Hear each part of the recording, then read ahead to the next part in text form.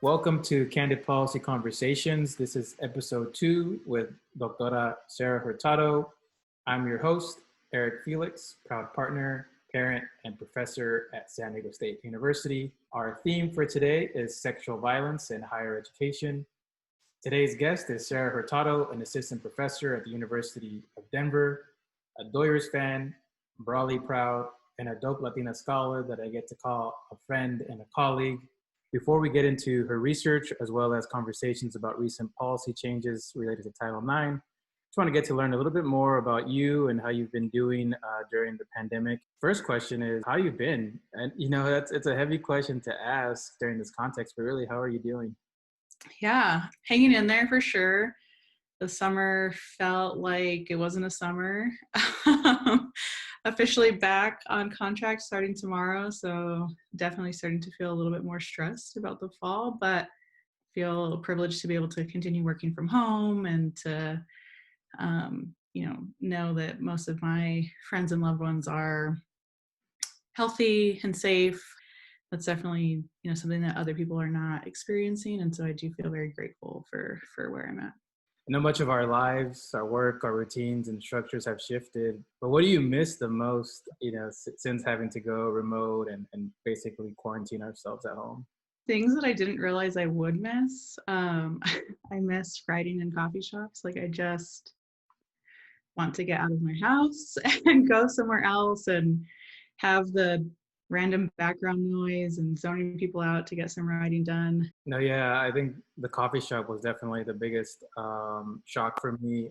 I think I was working at a coffee shop maybe 3 or 4 days a week, and then now having to learn to work from home and split it with potentially your partner, and also having like my son here. And like right now he's napping upstairs, and so I moved my recording space, and I've been wanting to try to stay quiet because I know I kind of get loud and elevate my voice. But I think it's a little better now that you get to see the Dodgers play and baseball's back.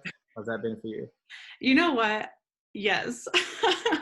The Dodgers and baseball are, like, for us, especially in the summer when, a lot of our shows are like not on TV or, different things. It just kind of was our routine to sit down after dinner and like watch the Dodgers play, and not having baseball for those first few months, especially those first few months felt like extra tense and stressful. Then it was like I didn't even have my one regular escape.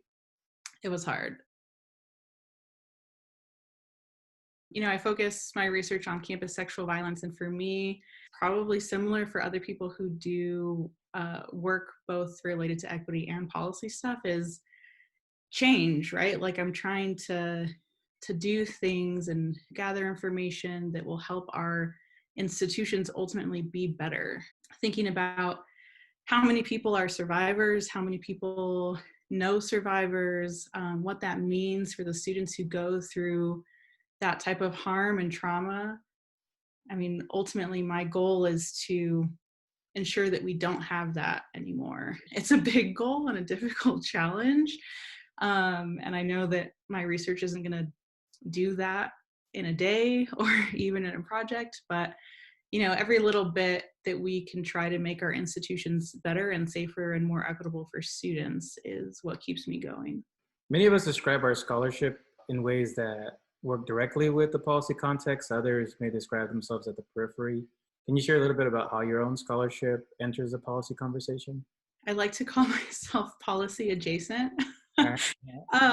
So a lot of my work doesn't look, specifically at policy. I like to think about my work as how are institutions interpreting and implementing policy, and what does that mean for actual experiences on campus, right? Ultimately, when we think about sexual violence, like, everyone's go-to is Title IX, of course, but there's lots of different things at the federal, state, and institutional level that still relate to sexual violence. And how we actually shape experiences on campus based on those policies is what is, like, leading to students having experienced violence or not. I also look specifically at faculty and what they should and should not be doing, or how we can envision them being more involved and having more responsibility in addressing these issues. And to be honest, there's very little actual policy related to faculty in this area.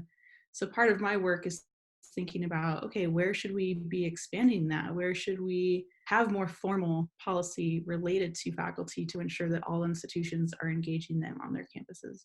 I think you make a good point that even reflecting on my first year, a lot of the trainings are about what not to do or potentially the punitive things if you violate certain rules or regulations, but there's not really about what does an affirming campus look like? What Right. do policy actions and words either in the syllabus or in the classroom look like to kind of end the type of culture that allows for sexual violence? And that's a big thing because, yeah, there wasn't much of that training, and I still haven't received it outside of the one, maybe hour training on sexual harassment. Yeah, you're right. Like a lot of the focus of faculty training is here's what happens if you are accused and things that you shouldn't be doing, which I mean, faculty as perpetrators is a problem, but more than that, we should be thinking about what are all faculty doing to help address this issue, right? It can't be limited to a handful of people on campus, especially thinking about the roles that faculty play, right? Teaching, research, service, like advising, mentoring, all of these things that faculty do to interact with students. And if they aren't prepared to, teach on these things or support students who have experienced them, ultimately they're probably doing more harm than good. Yeah, I think last semester when I was teaching Introduction to Higher Education and Student Affairs, I had to lean on your expertise about just how to enter the conversation, how to humble myself for a topic that, I'm not really prepared to teach, but is critical for our students to engage in and critical for faculty to explore as well, and not to hide behind, well, my expertise is on race. Given your research, what are recommendations you might have for institutions or individual faculty members to take a more proactive role? There's so many things. I'm like, where do I start? I mean, the big thing first is that everyone, the one role that's formal that faculty have at most institutions is their designation as a responsible employee. But if you asked most faculty what that actually means, they probably don't know, unfortunately. I mean, a lot of my research so far has focused on faculty who do work to address campus sexual violence, and even they feel like they don't really know what their responsibility is as a responsible employee. And that's problematic, right? Even just from a basic compliance issue, if faculty don't know what that means, like institutions have a problem. But more than that, I think one thing that would be great is if faculty could start thinking about what it means to be trauma informed in their pedagogy and their teaching. Every single one of us as faculty members has at least one survivor in our class. I mean, statistically, there's no way that you don't. And thinking about what that means to always have a survivor around us, just shifting your mind a little bit to recognize that means that your teaching changes, the way that you engage with students changes, the language that you use to talk about these issues changes when you know that survivors are around you. When you think about policy either at the campus level or even at the federal level, related to your work, what are you advocating for? Or on the flip side, what are you trying to dismantle? When we think about policy related to campus or to sexual violence, what we're talking about is these different compliance guidelines, particularly from the federal level. And for me, those are never going to save us because institutions lean on being in compliance more than creating an institution that's equitable to students, right? Their focus is so much so on what am I doing to check all of the things so that the federal administration doesn't find me in violation of anything, rather than what am I doing to ensure that our students aren't experiencing this trauma, and if they do, aren't experiencing more trauma because of the compliance guidelines that I'm making them go through. I have this tension with these policies, right? Because without them, who knows how bad our institutions would be. But with them, I think that institutions remain really short-sighted on everything that they could do. So for me, when I think about policy, I want institutions to see it as the floor and not the ceiling. Here's that bare minimum what I have to do. Here's what I can continue doing to go above and beyond that for our students. As always, a lot is happening across the higher education policy landscape.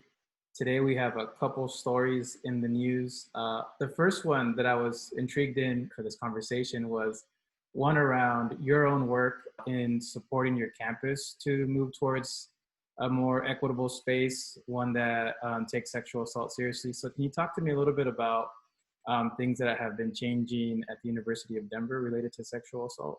This was a really cool experience to witness as a faculty member at DU. So our students, the three pictured there, started an Instagram account called We Can DU Better, where survivors anonymously submitted their stories about their experiences at DU, really difficult stories, sad things to hear that were happening at our campus, but are really authentic and truthful versions of them that I think were powerful for people to hear and read.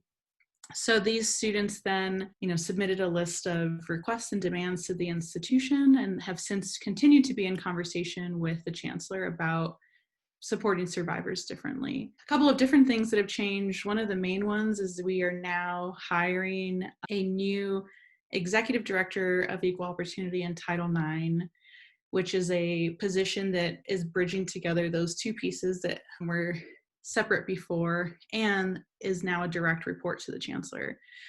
Some other things that we're still thinking about is how we collect data and gather more information about the climate of DU.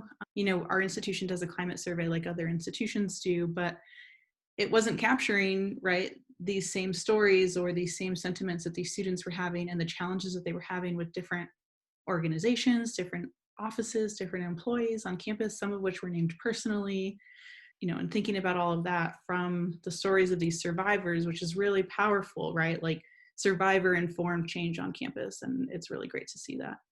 The point you make about survivor-informed change, which ultimately the burden shouldn't be on the individuals to speak up and to make their pain and their trauma visible, but that's actually moved the institution to act and to respond and to start moving towards hiring that position you talked about. But maybe beyond the position or an individual, it's about the culture. And yeah, right. And that is a huge thing, right? Is that for a lot of people reading these Instagram stories, it was like the first time they had ever heard some of these things and they had no idea, even though for the students, it's like, this is our reality and has been our reality for years.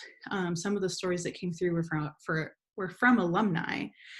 And so, thinking about what that means for everyone at the institution to kind of have this awakening of sorts to recognize that this is real at DU and what does that mean for all of us.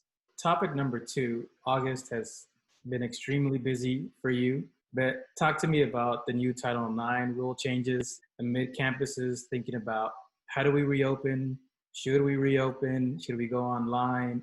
Thinking about all these pandemic related decisions, and the Department of Education drops these new rules. So tell me a little bit more about what's going on with these changes. Yeah, so the changes were announced, I think, in mid-May and had to go into effect by August 14th for institutions to be in compliance, which is not a lot of time, especially when institutions are dealing with all of the other things that you mentioned.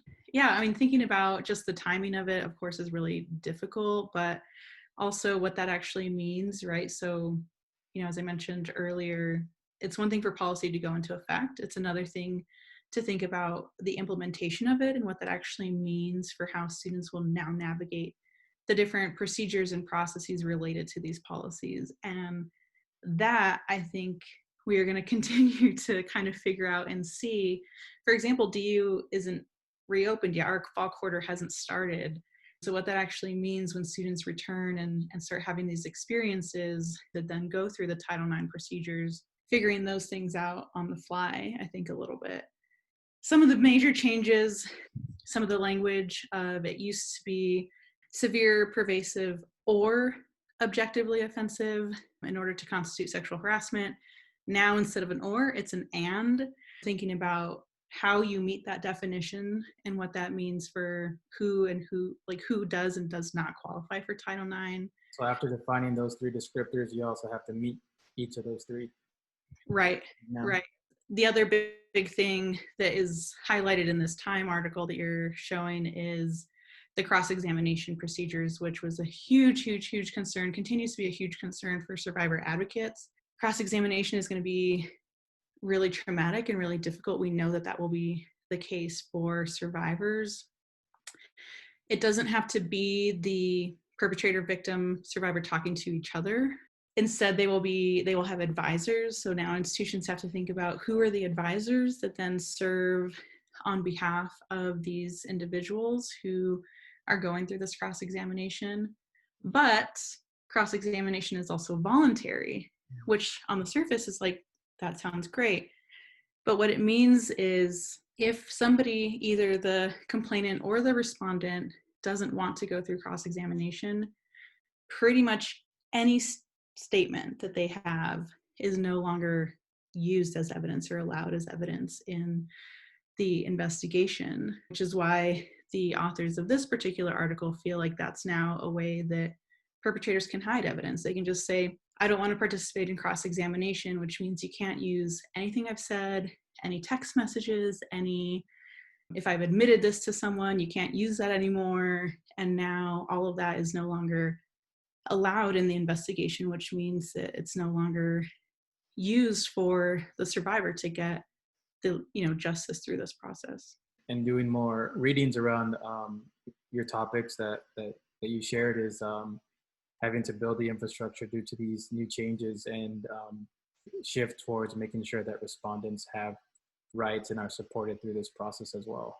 Yeah, so that was the big critique from DeVos and the current administration, was that the previous regulations were more harmful to respondents, that they didn't provide proper due process. And you and I have talked about this conversation before of like thinking about what it means for an equity policy to be an equity policy, right? And this idea and language of fairness.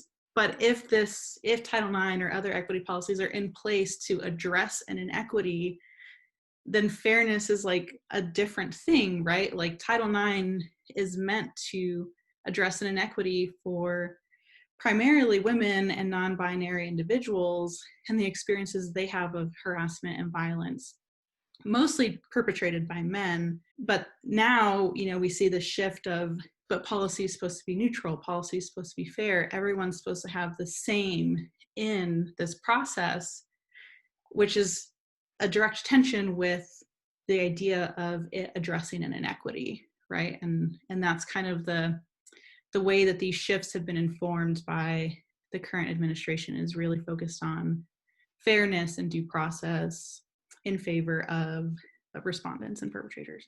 And one of the reasons why decided to launch this opportunity for us to talk is that, what are ways that we can advocate for these policies to try to achieve their more radical and equitable intents, right? Especially for Title IX. And it feels like a lot of the assumed protections or the protections they try to espouse are being rolled back.